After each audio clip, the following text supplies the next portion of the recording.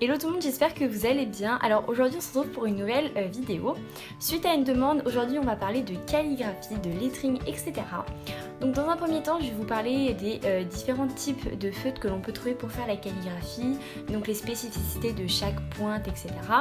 Et dans un second temps, je vous présenterai un petit peu la base de la calligraphie, les techniques, et je vous montrerai quelques exemples donc de lettering super simples à réaliser et qui auront un effet magnifique dans vos bullet journaux, etc. Donc au niveau des différents marqueurs qui existent, alors bien évidemment on peut faire de la calligraphie avec un stylo bille classique, mais je ne vais pas vous en présenter aujourd'hui puisque moi mon but c'est entre guillemets de vous apprendre des choses, et un stylo bille classique, tout le monde sait quelles sont ses spécificités. Donc, dans un premier temps je vais venir vous parler des feutres à encre noire. Donc comme notamment le Micron, mais il y a plein d'autres marques, même Carrefour, ils en font, il n'y a pas de souci. Donc ces feutres là ils sont super pratiques pour faire donc de la calligraphie assez fine, des lettres qui se rapprochent vraiment de l'écriture classique. Ensuite vous allez avoir des marqueurs avec une pointe carrée ou biseautée, donc c'est le cas notamment de ces marqueurs de chez Action. Mais également des surligneurs.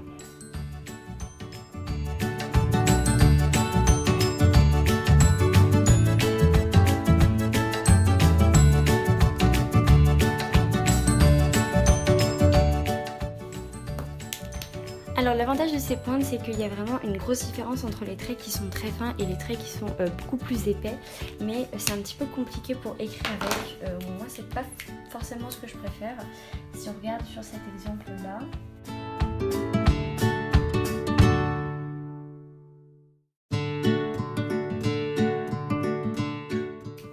c'est une écriture qui est quand même assez grossière, donc c'est peut-être parce que j'ai pris une grande taille, mais moi en tout cas c'est pas spécialement ce que je préfère, mais ça peut toujours être super pratique. Il y en a qui sont très à l'aise avec ces marqueurs là. Ensuite vous avez des marqueurs donc comme les Crayola en fait, qui ont une pointe large à sa base et très fine en hauteur, donc ça permet également de faire des traits fins et des traits plus épais, mais encore une fois là c'est pas non plus ce qu'il y a de plus évident à travailler, surtout quand on débute.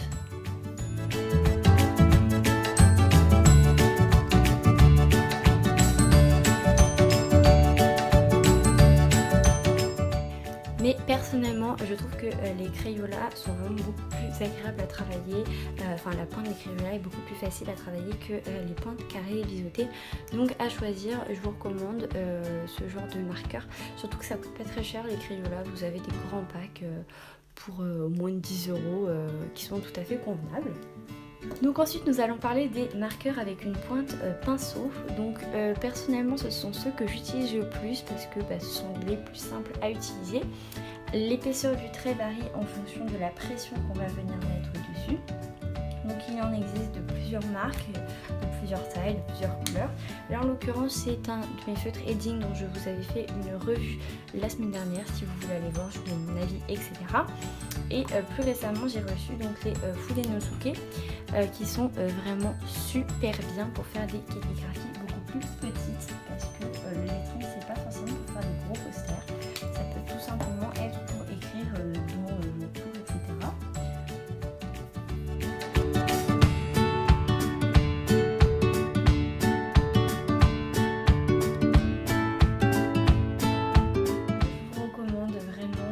Faire du lettering vraiment à proprement parler, des feutres pinceaux c'est vraiment les mieux. Je vous ai dit mes préférés ce sont les Edding, et si vous voulez faire les petites lettrines, les Fudenosuke, je vous mettrai le lien en barre d'infos. Après vous avez les Crayola qui sont très agréables à travailler, et en dernier je mettrai du coup les Stabilo et les feutres de chez Action.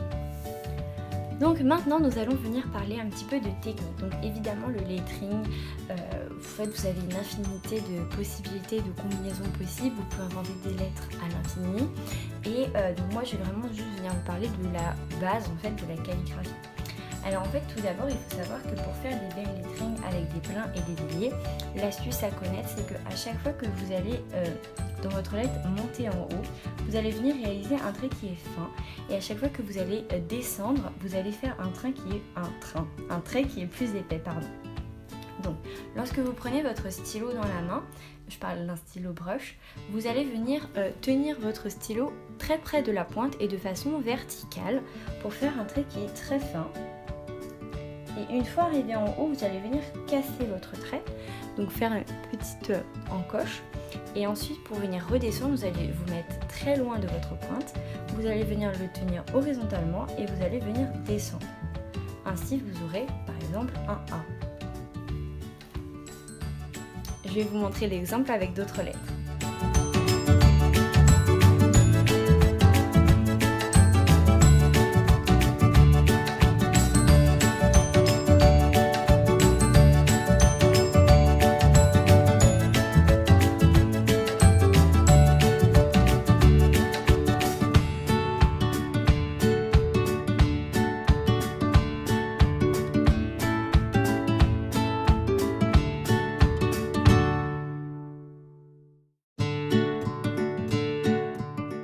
Pour vous entraîner, je vous recommande de faire donc des séries de vagues en prenant votre pinceau donc bien droit et en vous entraînant comme ça à alterner tout en cassant à chaque fois le trait de façon à faire des petites vaguelettes.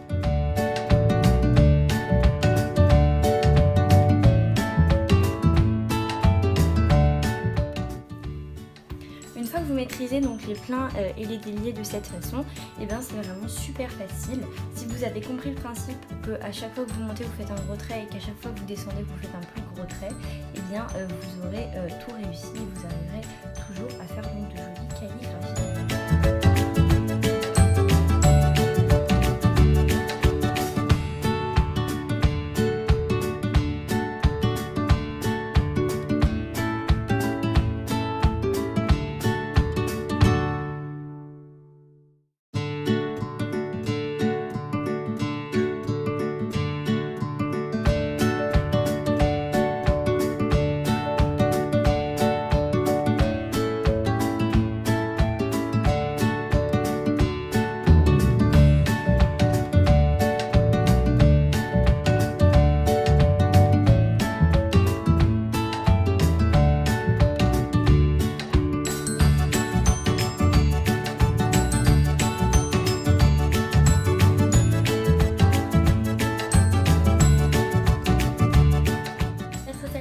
Feutre pinceau, vous pouvez tout simplement faire comme ce que je viens de réaliser ici, avec un feutre noir, faire vous-même à la main les pleins et les déliés.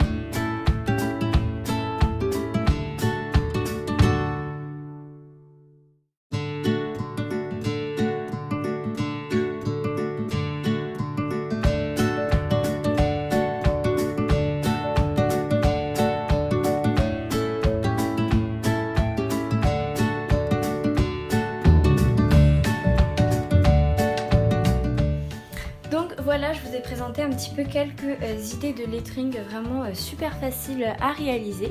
J'espère en tout cas qu'elles vous plaisent et que cette vidéo vous aura aidé et vous aura inspiré. Si c'est le cas, n'hésitez pas à liker, à vous abonner, mais également sur le blog, je vous mettrai le lien en barre d'infos.